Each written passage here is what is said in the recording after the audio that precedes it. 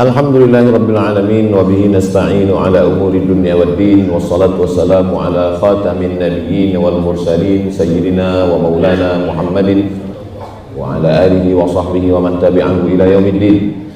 Allahumma 'allimna ma yanfa'una wanfa'na bima 'allamtana innaka antal alimul hakim. Rabbi shrah li sadri wa yassir li amri wa hlul 'uqdatam min lisani yafqahu qawli. Yang sama kita hormati para guru-guru kita, para alim ulama. Mudah-mudahan panjang umur, ilmunya berkah untuk kita semua.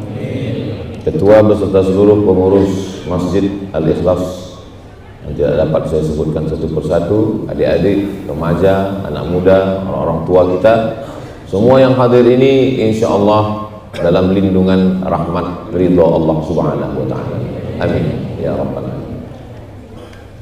Saya diberikan kursi tempat yang tinggi, tapi saya bukan yang paling tinggi, karena ada yang lebih tinggi lagi di atas. Wa fawqa kulli dhi ilmin alim. Di atas orang yang berilmu masih ada lagi yang lebih berilmu, yang maha berilmu, Allah Subhanahu wa Ta'ala. Bagi yang membawa mushaf Al-Quran atau ada Quran digital, bisa membuka surat Al-Baqarah ayat 183. Karena saya lihat tidak ada yang membuka, berarti sudah hafal semua. A'udzu billahi minasy syaithanir rajim.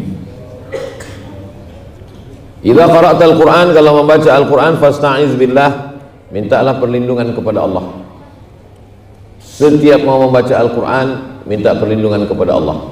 Di dalam sholat, baca ta'awuznya, ta'awuz, namanya ta'awuz, bunyinya a'udzu billahi minasy syaithanir rajim. Kalau di dalam sholat, sebelum membaca Al-Fatihah, a'udzu billahi minasy syaithanir rajim, bismillahirrahmanirrahim, alhamdulillahi rabbil alamin. Kalau di tengah surat tidak perlu baca bismillah, cukup a'udzubillah, a'udzubillahi minasyaitonir rajim.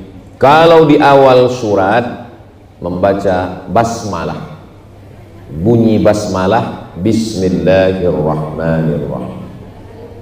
Jadi nanti kalau ada ustadz penceramah, marilah kita baca basmalah, bismillahirrahmanirrahim. Soalnya ada juga jamaah yang nanya ke saya, Ustadz, ini ada ustadz baru alirannya sesat. Kenapa? Dia ngajak basmalah, itu kan bismillah. Betul, namanya basmalah, bunyinya bismillah. Namanya ta'awuz, bunyinya a'udzubillah. Namanya istighfar, bunyinya astagfirullah. Jangan sampai istighfar, bunyinya bukan istighfar, bunyinya astaghfirullahaladzim. Nah, sebelum baca Quran, kenapa kita disuruh membaca ta'awuz? Supaya pikiran kita itu tidak disesatkan setan. Ayatnya benar, hadisnya sahih, tapi penafsirannya sesat. Na'udzubillah.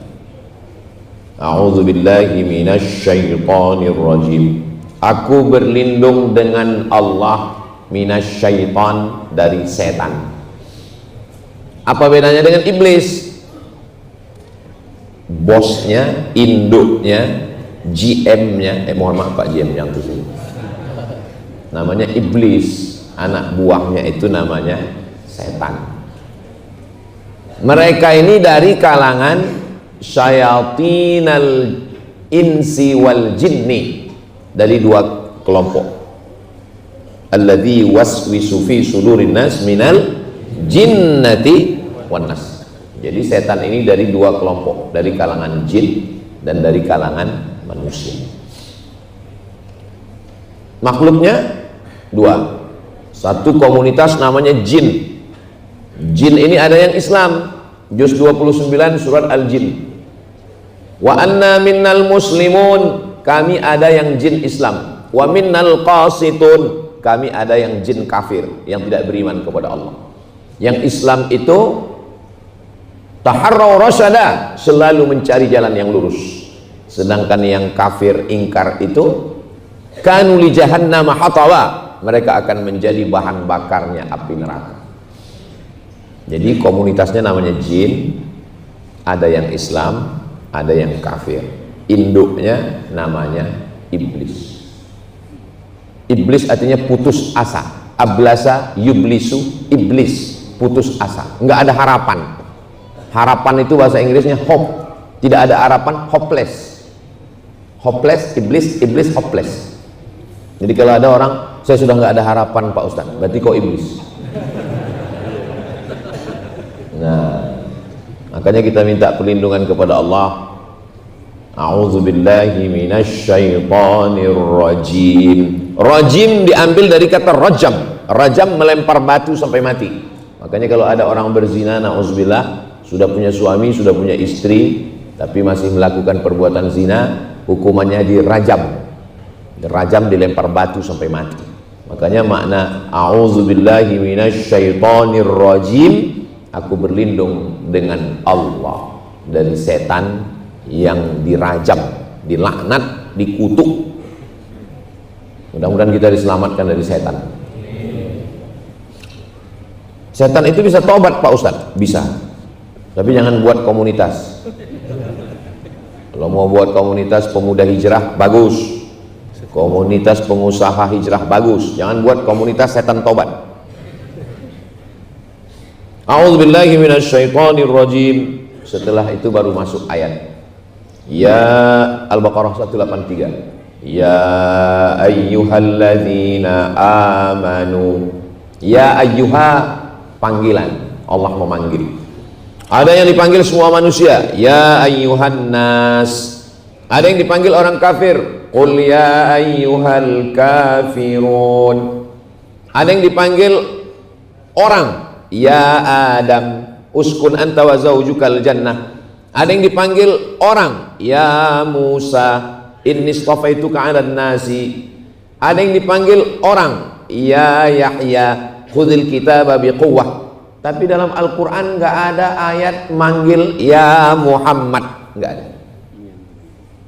Allah kalau mau manggil Muhammad SAW nggak dipanggil namanya, tapi dipanggil gelarnya. Ya ayyuhal muddassir, ya ayyuhal muzammil, ya ayyuhan nabiyyu jahidil kuffara wal munafiqin, ya ayyuhar rasulu balligh ma unzila ilaika min rabbik. Maka kata ahli tafsir, Allah pun berakhlak, tanda kutip, Allah pun beradab kepada Nabi Muhammad sallallahu alaihi wasallam. Nggak pernah dipanggil ya Muhammad, dipanggil dia dengan gelar-gelar. Makanya kalau ada orang manggil dia Muhammad, kurang adab, kurang sopan. Protokol berikut ini mari kita panggilkan, mendengarkan tausiah kita semua yang akan disampaikan oleh Somad Al-Ustaz Amrus. Saya nggak minta dihormati, tapi tolong hormati saya. Ya ayyuhalladzina ya ayyuha, dipanggil oleh Allah SWT. Ustaz, ya kalau kita dipanggil Allah jawabnya apa? Jawabnya amalkan. Itu maksudnya. Ini kadang ya ayyuha, hai. Ya ayyuha, kita dipanggil, diundang. Yang diundang masuk ke dalam Ramadan ini siapa? Ya ayyuhalladzina amanu. Undangannya undangan khusus. Ini masjid komplek perumahan Baranang Siang Indah. Ya ayyuhal Baranang Siang Indah, hadirilah acara temu kangen silaturahim di Hotel Anu. Tiba-tiba datang saya, kata security, mohon maaf, nggak boleh masuk, karena saya kebetulan pakai masker. Pas saya buka, oh Ustaz, kenapa saya nggak dikasih masuk? Karena saya nggak masuk dalam undangan. Maka yang diundang ini hanya ya ayyuhalladzina amanu. Makanya nanti kalau kita lihat di bulan suci Ramadan, ada rumah makan hantu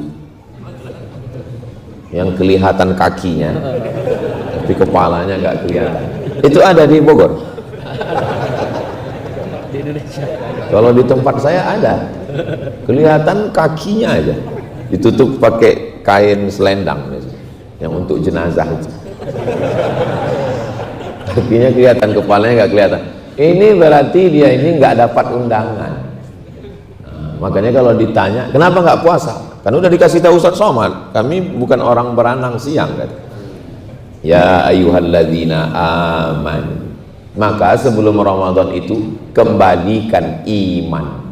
Mungkin imannya lepas. Hah? Masa ada orang imannya bisa lepas Pak Ustadz? Ya, yang ngomong bukan saya.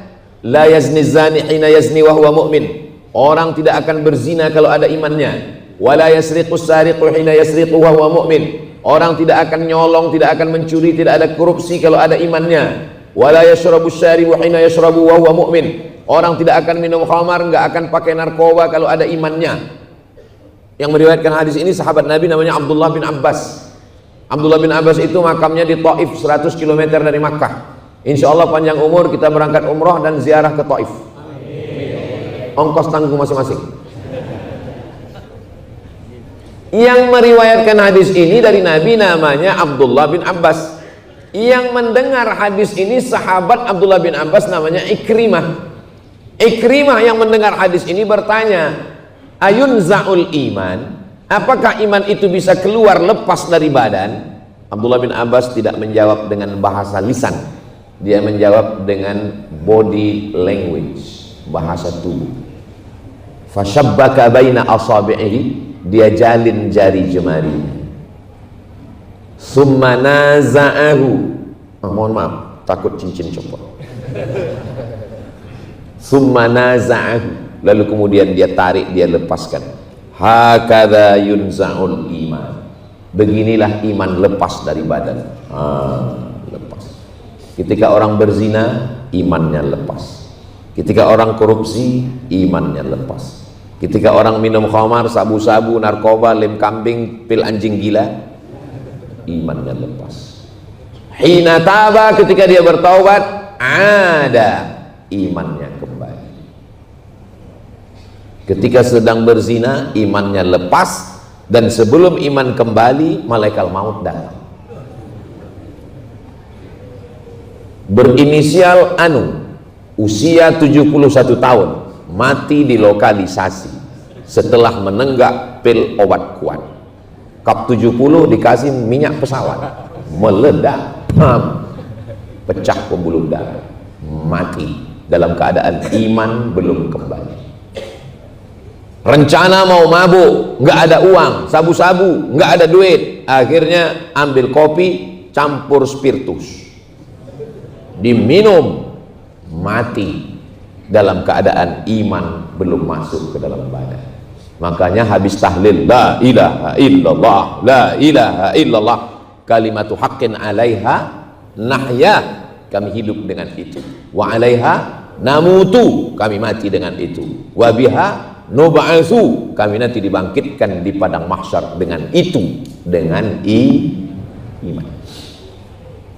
Mudah-mudahan kita sampai anak cucu kita sampai hari kiamat beriman. Ya ayyuhalladzina amanu.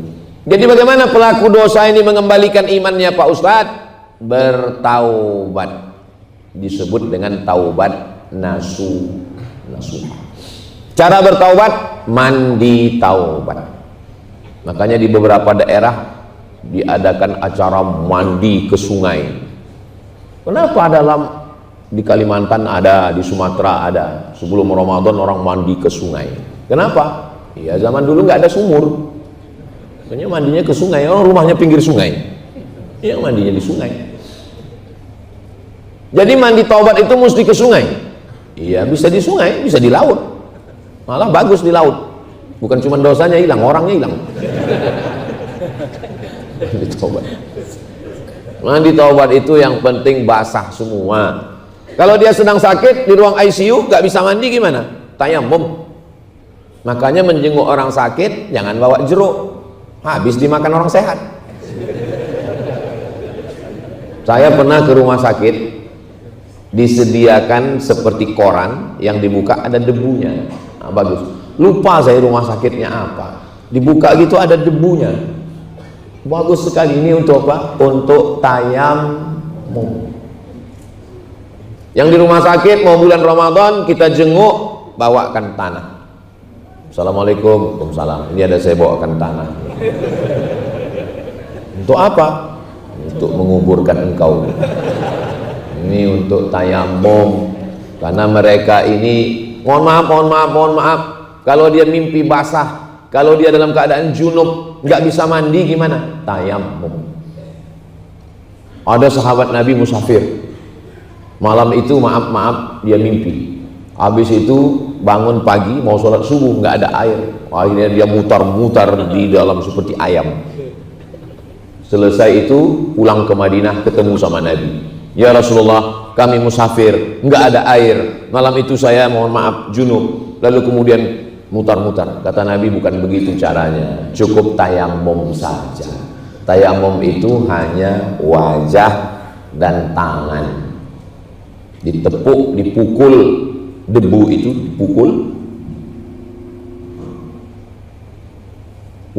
lepaskan dulu cincin sama jamnya, karena kalau tidak kena tidak sah, sama seperti pukul. Setelah dipukul, ditepuk ke tangan, habis itu dihembus debunya. Yang ini di pangkal wajah. Sekali debunya yang ini dipangkal. Jadi bukan diambil gini lalu begini kan. Sekali saja, sekali tepuk, debu yang ini dipangkal wajah. Baru kemudian tangan. Kalau ada orang yang banyak sekali kabel-kabelnya karena infus, karena macam-macam, susah dicopot, nggak bisa dicopot, ngusapnya hanya sampai pergelangan tangan pakai mazhab Maliki. Tayamum mazhab Maliki hanya sampai sini. Pukul. Cukup. Kalau yang tayamumnya sampai ke siku, mazhab Syafi'i. Debunya dibagi 3. Tapak tangan 1, ujung pangkal jempol. Ujung pangkal jempol. Yang ujung untuk bagian bawah, yang bagian dalam telapak tangan, yang bagian sini. 1, 2, 3. 1, 2. Mana kanan kiri? Lupa pula. Kanan ya. 1, 2, 3. 1, 2, 3. Tidak pakai kumur-kumur. Sholat. Nampaknya simpel, nampaknya sederhana, tapi tayamum banyak orang tidak tahu bagaimana cara mensucikan dia di hadapan Allah Subhanahu wa taala setelah bertaubat nasuha. Mohon maaf, saya pakai lagi. Pernah beberapa tempat lupa. Lalu kemudian setelah itu dia sholat sunat taubat. Bagi yang pakai usolli sunnatat taubat raka'ataini lillahi ta'ala. Bagi yang nggak pakai usolli, dia nggak pakai usolli. Ustaz Somad kalau sholat pakai usolli, pakai. Kenapa Ustaz pakai? Lidaf'il waswasah, untuk menolak was-was dalam hati. Itu guna usolli itu. Tapi bagi orang yang udah nggak was-was, ya nggak usah pakai usolli. Allahu Akbar. Ini sholat sunat apa sholat wajib ya? Sholat qobliyah apa ba'diyah ya? Sholat zuhur apa sholat asar ya? Sholat jamak apa sholat qasar ya? Jadi imam apa jadi makmum ya? Nanya pula ke kawan, sholat apa ya? Kau untuk meninggalkan was-was itu, di dalam musolli itu ada 5. Sholatnya sholat apa? Zuhur. Wajib apa sunat? Wajib. Berapa rakaat? 4. Jadi imam apa jadi makmum? Jadi makmum lillahi ta'ala, menghadap kiblat. Usolli fardhu zuhri 4 rakaatin. Adaan atau qadaan? adaan ma'muman lillahi ta'ala. Allahu Akbar. Usolli bukan niat. Usolli bukan niat. Usolli itu menguatkan niat. Karena niat nggak berbunyi di dalam. Sama dengan cinta. Cinta nggak berbunyi. Tapi bagi yang ragu, dia nanya, Papa sayang nggak sih sama aku? Itu sudah ada rumah, itu sudah ada mobil, itu sudah ada gelang, itu sudah ada cincin, tapi aku nggak percaya. Maka dia katakan usolli untuk menguatkan jadi I love you itu untuk menguatkan hati. Betul nggak Bu? Betul kata mereka. Setelah itu beristighfar. Ma min muslimin yuznibu dzamban, kalau ada orang yang khilaf salah buat dosa, summa yatatahhar, mandi, nggak sanggup mandi wudu, nggak sanggup wudu tayamum, nggak sanggup tayamum, kita tayamumkan. Kamu bisa tayamum, ku tayamumkan ya. Nggak bisa ditayamumkan, kita sholatkan. Sholat jenazah. Selesai itu dia beristighfar. Astaghfirullah, astaghfirullah, astaghfirullah, astaghfirullah, astaghfirullah. Yang panjang, astaghfirullahaladzim alladzi la ilaha illa huwal hayyul qayyum wa atubu ilaih. Yang paling panjang, Allahumma anta rabbi la ilaha illa anta khalaqtani wa ana abduka wa ana ala ahdika wa wa'dika mastata'tu. A'udzubika min syarri ma sana'tu, abu'u laka bi ni'matika 'alayya wa abu'u bi dzambi faghfir li fa innahu la yaghfiru dzunuba illa anta. Saya nggak bisa bahasa Arab Pak Ustadz, please forgive me. Pakai bahasa Sunda Pak Ustadz? Apa bahasa Sunda? Hampura simkuring. Sampura Hampura Simkuring. Hampura simkuring. Iya, begitulah lebih kurang. Iya. Penting Allah. Allah Maha tahu bahasa apapun yang kita pakai. Yang nggak boleh pakai bahasa asing dalam sholat. Kalau di luar sholat silakan. Dalam sholat nggak boleh pakai bahasa asing. Allah gede banget. Allahu Akbar. Setelah imannya kembali, masuk dalam golongan yang diundang ya ayyuhalladzina amanu, barulah kita masuk ke bulan Ramadan. Ya ayyuhalladzina amanu, kutiba, dituliskan. Dituliskan maksudnya apa? Raja sudah menuliskan kepada setiap rakyat untuk membayar upeti, karena tertulis. Dituliskan itu maksudnya diwajibkan. Biasanya zaman dulu utusan raja-raja dari istana turun ke rakyat membacakan dituliskan. Nah, makna dituliskan itu diwajibkan. Ya ayyuhalladzina amanu kutiba, diwajibkan. Hukum itu pada berapa? 5. Kalau perintahnya kuat wajib, perintahnya enggak kuat sunnat. Larangannya kuat haram, larangannya enggak kuat makruh, enggak disuruh enggak dilarang mubah. Saya ulang sekali lagi, perintahnya kuat wajib, perintahnya enggak kuat sunnat, larangannya kuat haram, larangannya enggak kuat makruh, enggak disuruh enggak dilarang mubah. Ceramah pakai mikrofon, enggak disuruh enggak dilarang mubah. Makanya kalau ada orang yang ngomong ceramah pakai mikrofon bid'ah, keluar dari hukum yang 5. Jangan pakai itu Pak Ustadz, karena ini buatan orang kafir. Loh, kalau gitu jangan pakai handphone, jangan pakai motor, jangan pakai mobil, karena itu buatan orang kafir semua. Jangan pakai jam, buatan orang kafir. Ini kan buatan orang kafir, makanya tulisannya on off. Kalau buatan orang Islam, al-hayah wal maut. Nah, jadi Islam itu agama yang luas. Ini untuk membesarkan suara. Jadi dulu di Masjidil Haram, haram pakai ini. Nggak boleh. Ketika ini pertama kali masuk ke Masjidil Haram, nggak boleh, haram. Kebetulan ketua majelis ulama yang mengharamkan itu lagi baca Quran, pakai kacamata.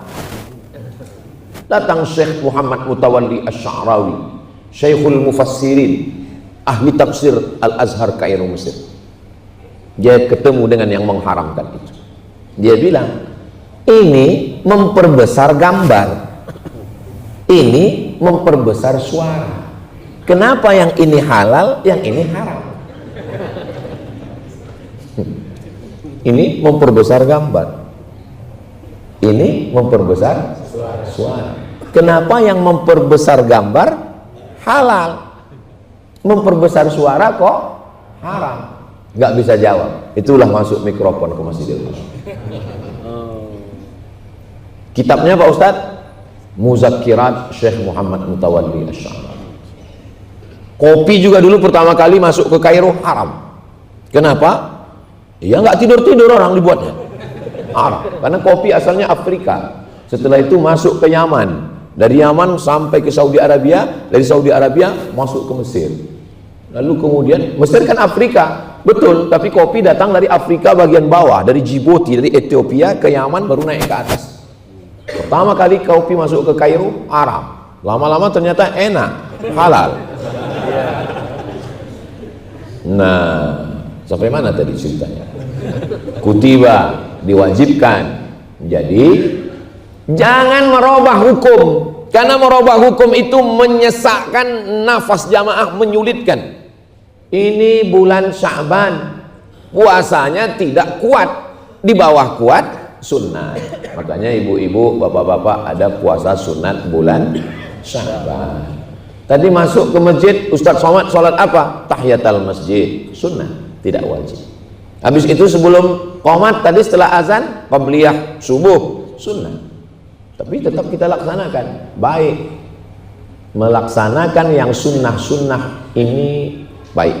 Jangan sampai kita tidak melaksanakan, sampai masanya kesempatan ada, kita mau tapi umur sudah tidak ada lagi. Itulah makanya sebelum ceramah itu handphone di off kan dulu.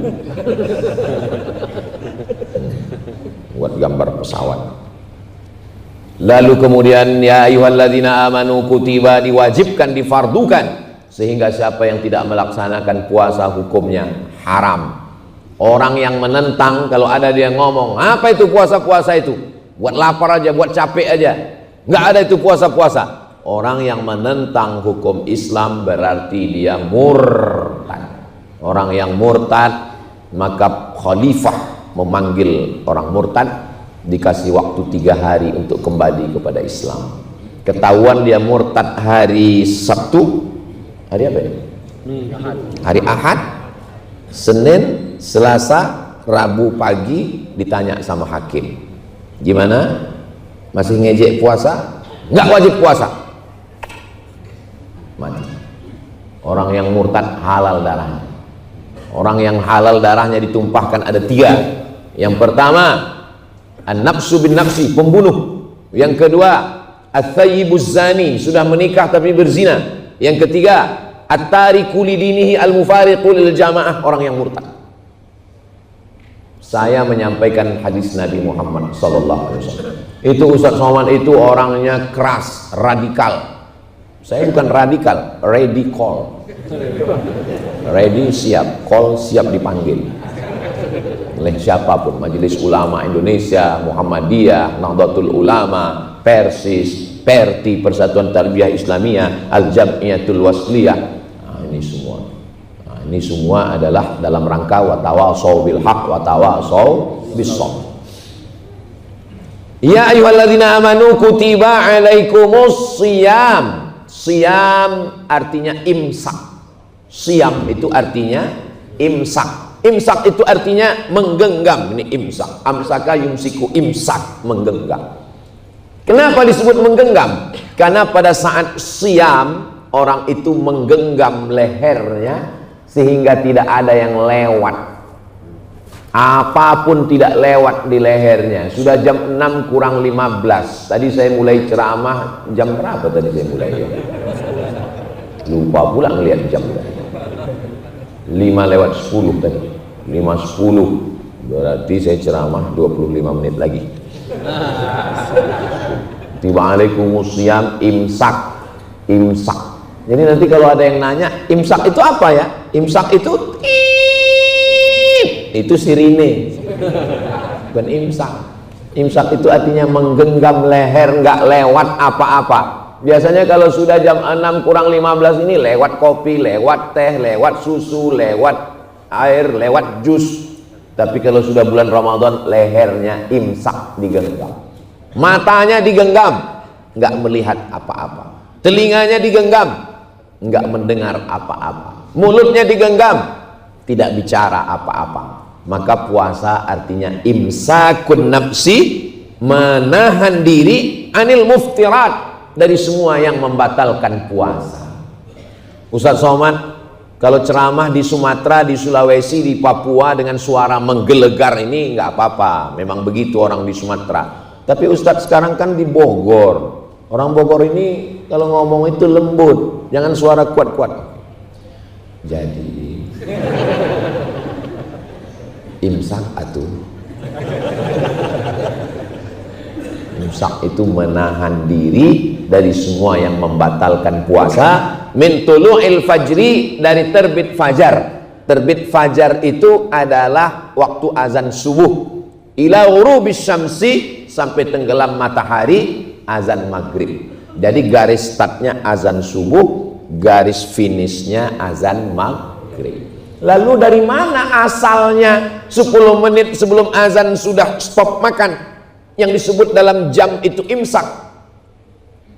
Hadis Anas bin Malik, pembantu Nabi. Wahai Anas, ya, Nabi itu berhentinya makannya kapan? Ya, waktu itu belum ada jam, kira-kira 50 ayat sebelum azan subuh. Kira-kira 50 ayat, nggak terlalu panjang, nggak terlalu pendek. Setelah dihitung 50 ayat sebelum azan subuh itu, itulah diambil 10 menit.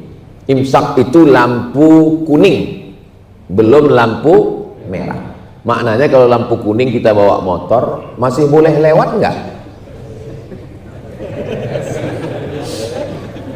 Bagusnya berhenti, bagusnya berhenti. Tapi kalau lagi mepet, jangan, ini melanggar lalu lintas. Mana tahu nanti kejadian tiba-tiba bangunnya justru pas bunyi sirine itu,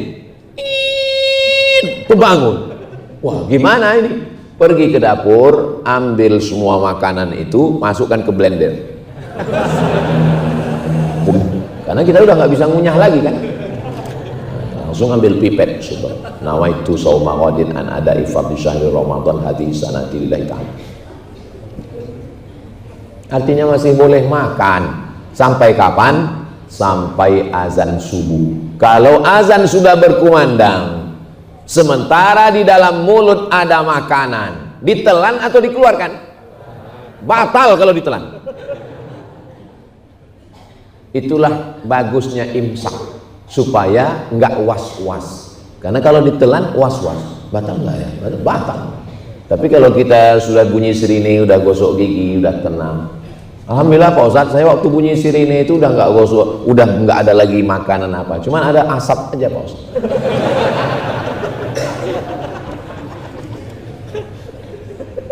Maroko, saya 2 kali Ramadan di Maroko, 2025, 2005, 2006. Nggak ada sirine imsak. Imsak itu cuma ada di mazhab Syafi'i tempat kita. Maroko mazhabnya Maliki, nggak ada imsak. Ya kami makan aja, makan tiba-tiba Allahu Akbar, Allahu Akbar. Pergi ke wastafel, keluarkan kosong. Tapi ada, maka kelebihan mazhab Syafi'i itu tingkat kehati-hatiannya tinggi.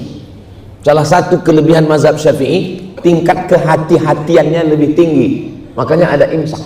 Maka siapa yang nggak setuju dengan imsak, ya nggak apa-apa kamu nggak setuju, tapi jangan pengaruhi saya untuk mencintai kamu. Saya berpegang kepada imsak sampai hari ini. Kenapa? Karena menghilangkan was-was. Lalu kemudian kita pun semua menjaga selama lebih kurang 13 jam. Saya kebetulan kuliah di Mesir tahun 2002 98, 99, 2000, 2001, 2002. Nasib saya, memang nasib saya lah ya. Pas lagi di sana musim dingin. Musim dingin Ramadan, sahurnya jam 5, bukanya jam 5. Jadi 12 jam. Pas adik kelas saya sahurnya jam 4, bukanya jam 8. Musim panas, Juli Agustus. Mereka ngeluh, Ustadz, kami lagi musim panas. Ya salah kalian, kenapa lahirnya lambat, saya bilang. Karena ada perputaran yang paling enak itu di Indonesia. Mau musim apapun, makanya di Arab itu li'ila fi Quraisy ila fihim rihlatas syita was-shaib. Syita musim dingin, shaib musim panas. Ada dua musim lagi, Rabi musim bunga, Kharif musim gugur. Dan Ramadan melewati semua musim. Itulah hikmah kenapa Ramadan itu bulannya tidak mengikut Januari, Februari, Maret, April. Karena banyak yang komplain, kenapa Ramadan itu mesti bulan Ramadan puasa, kenapa enggak Ramadan itu Januari aja? Kalau Ramadan Januari berarti musim dingin terus.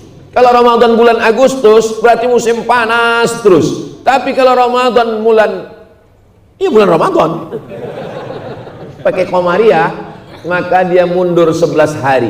Ada kalanya Ramadan musim dingin, ada kalanya Ramadan musim panas. Dan itu tidak dipahami oleh orang yang tinggal di iklim tropis seperti kita. Makanya saya waktu ditanya teman-teman Arab, berapa musim di tempat kamu? Oh banyak, saya bilang. Ada musim durian, musim rambutan, musim pilkada, saya bilang. Nah, begitulah hikmahnya, supaya semua orang merasakan musim dingin cepat, musim panas panjang, dan itu semua terjadi pada putaran. Wa tilkal ayyam, hari-hari itu nudawiluha, kami putarkan. Hikmah-hikmah yang diberikan Allah Subhanahu wa ta'ala. Dari mulai terbit fajar sampai tenggelam matahari, imsak, menahan. Imsak. Suruh terbit matahari. Hebatnya Masjid Al-Ikhlas ini. Dia 15 menit menjelang waktu berakhir ada pemberitahuan. Udah mau habis.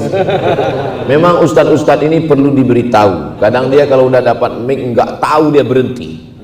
Ngomong terus ceramah. Pas sudah di ujung-ujung, demikianlah kultum yang singkat ini.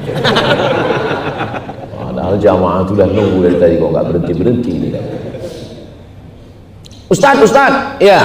Apa hukumnya kumur-kumur waktu bulan puasa? Ya kumur-kumur nggak apa-apa, tapi kumur-kumurnya pakai teh manis.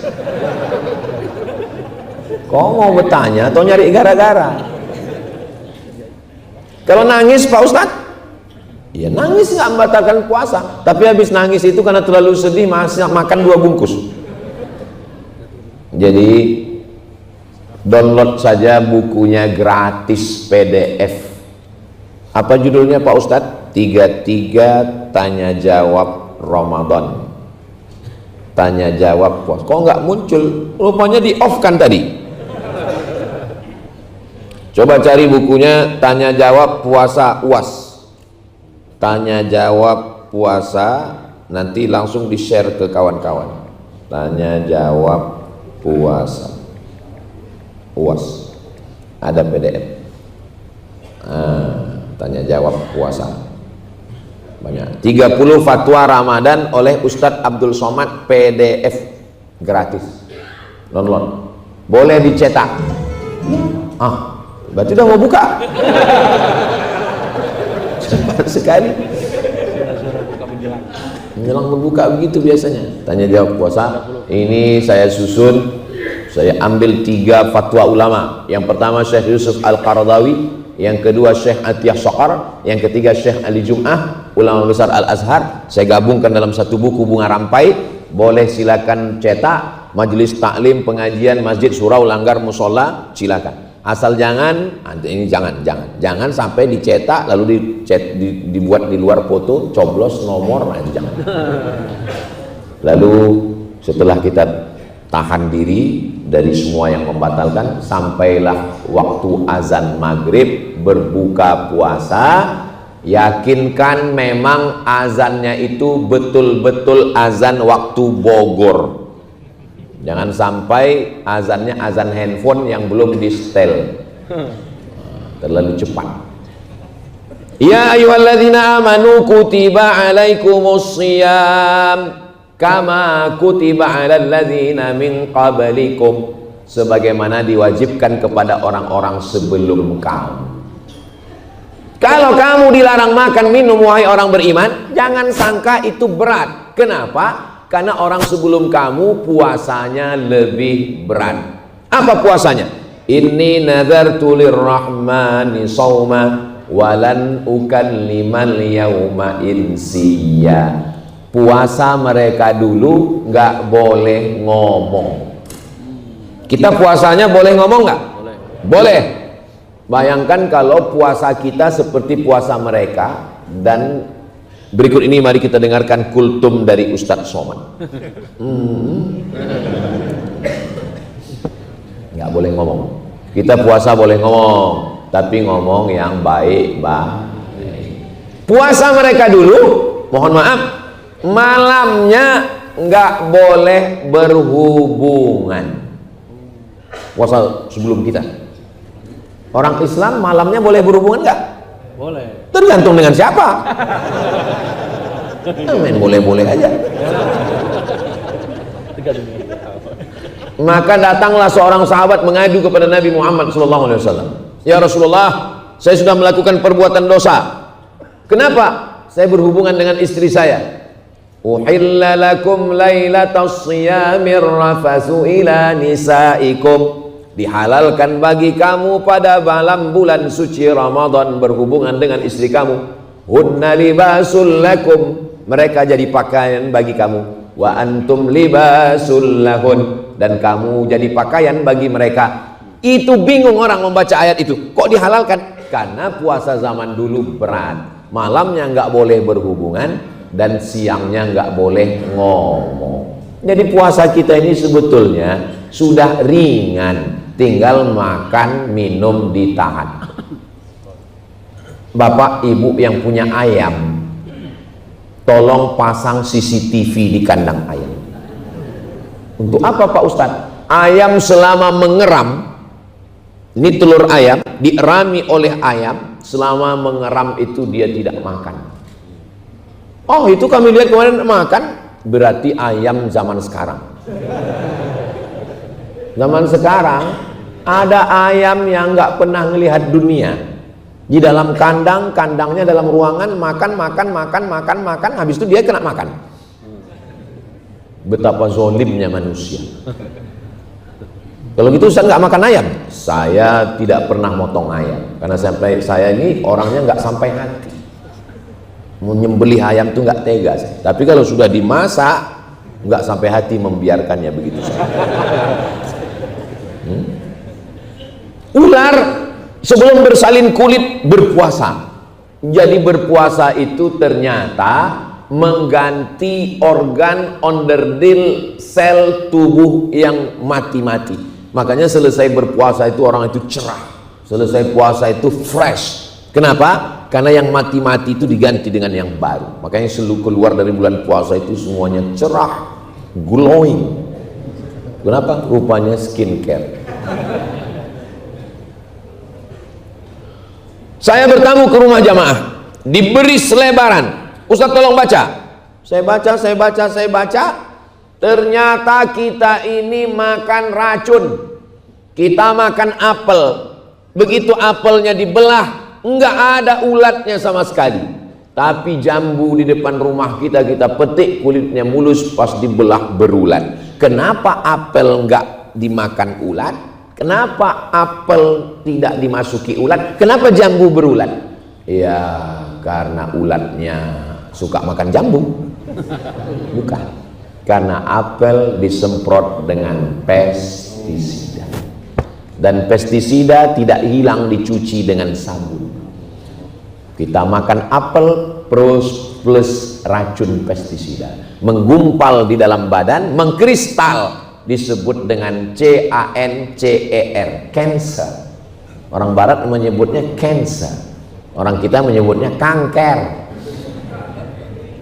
Plastik yang masuk ke dalam badan, plastik, silikon masuk ke dalam badan, dia tidak bisa diserap oleh tubuh. Sama seperti kalau kulit pisang masuk ke dalam tanah, hancur, diurai oleh alam. Tapi kalau plastik botol kita masukkan ke tanah 100 tahun nggak busuk. Ini plastik ini. Tolong plastik ini jangan buang sembarangan, karena 100 tahun dia nggak akan hancur.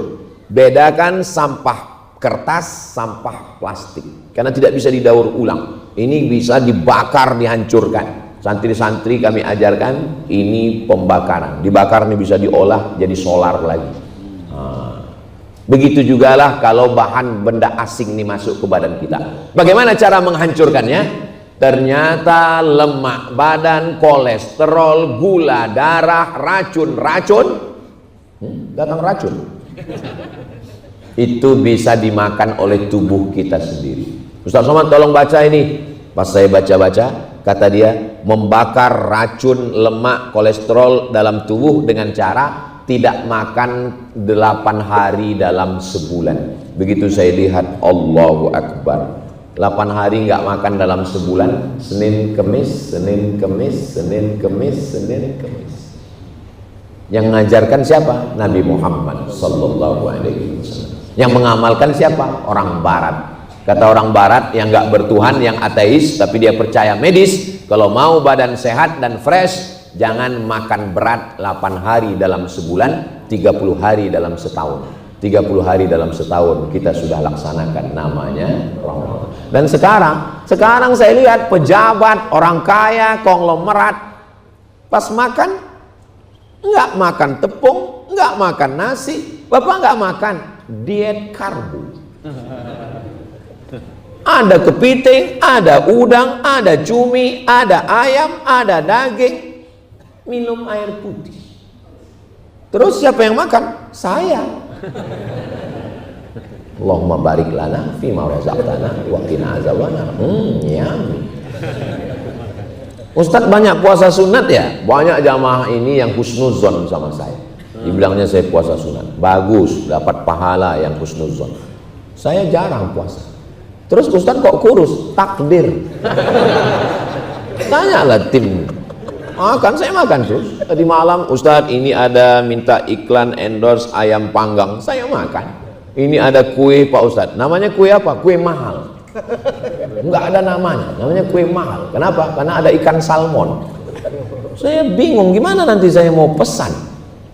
Assalamualaikum, ada kue mahal. Saya makan. Prinsip saya pantang. Ustadz ada pantangan? Ada. Pantang dekat, habis. Kuncinya makanan ini satu, kulu makanlah, washrabu minumlah, wala tusrifu, jangan berlebih. Itu aja. Saya makan nggak pernah berlebih. Saya makan, alhamdulillah. Jangan pikirkan omongan orang. Yang makan silakan makan, mau gemuk mau kurus, yang penting sehat. Sebetulnya hidup ini nggak berat. Yang berat ini mikirin omongan orang. Kurus kita, Ustaz Somad kelihatannya banyak kali beban hidup. Gemuk kita, pertumbuhan itu ke atas bukan ke samping. Jadi sebetulnya kita sakit ini bukan karena makanan, tapi karena cakap orang. Makanya jangan pikirkan cakap orang. Yang membuat kita sakit ini pikiran ini, memikirkan omongan orang, memikirkan komentar orang. Dulu yang dipikirkan orang hanya komentar tetangga, depan, belakang, kanan, kiri, 4 cukup. Sekarang grup WhatsApp, komen, Instagram, TikTok, banyak. Makanya jangan pikirkan. Tapi Ustaz kan ada medsos juga. Iya memang betul. Tapi dikelola oleh admin. Makanya adminnya yang sakit pikiran. Saya enggak. Kutiba ya ayyuhalladzina amanu kutiba alaikumus shiyam kama kutiba alal ladzina min qablikum. Poin yang terakhir, yang kelima, la'allakum puasa bukan karena mau pesugihan kaya pergi ke gunung nggak makan nggak minum. Puasa bukan karena mau kebal nggak makan nggak minum. Kenapa orang mau kebal itu puasa?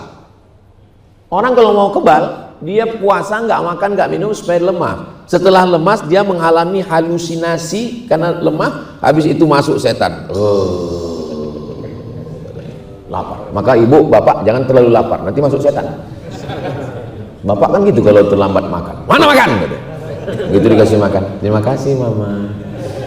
Itu namanya kerasukan. Kerasukan setan. Tujuan dari puasa, poin yang kelima adalah la'allakum tattaqun. Takut sama Allah. Ibadah dalam Islam ini tujuan ujung-ujungnya ada. Apa tujuan sholat? Inna sholata tanha anil fahsya wal munkar. Apa tujuan haji? Faman faradha fihinal hajja fala rafatha, jangan jahat seksual, wala fusuqa, jangan nakal non seksual, wala jidala, jangan cakap kasar. Puasa tujuannya la'allakum tattaqun. Orang kalau sedang puasa itu takutnya sama Allah luar biasa. Masuk ke toilet, kunci pintu, ambil air, kumur-kumur, sekali airnya masuk, ngeludahnya 5 kali. Padahal ludah sekali udah selesai. Takut airnya masuk, air wudhu takut masuk ke leher, air korupsi. Assalamualaikum. Waalaikumsalam. Gimana kabar anak si anu, mantu si anu, jiran si anu, tetangga si anu, cucu si anu? Shhh, jangan bicarain orang. Saya takut puasa saya rusak. Stop. Terus gimana? Nanti habis buka kita bahas.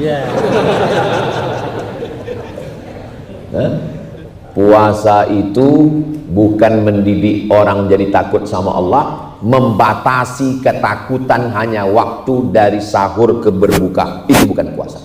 Puasa bukan menumpuk amal, puasa adalah melatih. Makanya puasanya itu dibawanya nanti puasa 6 hari di bulan Syawal, Senin Kemis 8 hari.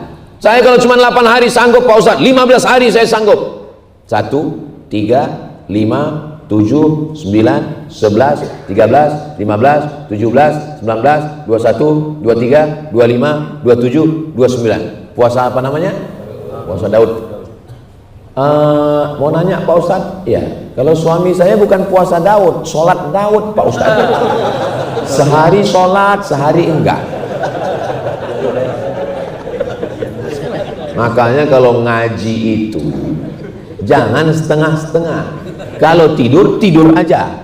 Kalau dengar, dengar aja. Itulah Ustadz menjelaskan puasa Daud, sampainya sholat Daud. Enggak, sholatnya Nabi Daud itu sholat malam, tahajud. Sedangkan puasanya sehari puasa, makan sehari, sehari puasa, makan sehari. Kenapa puasa Nabi Daud? Kenapa bukan puasa Nabi Yahya?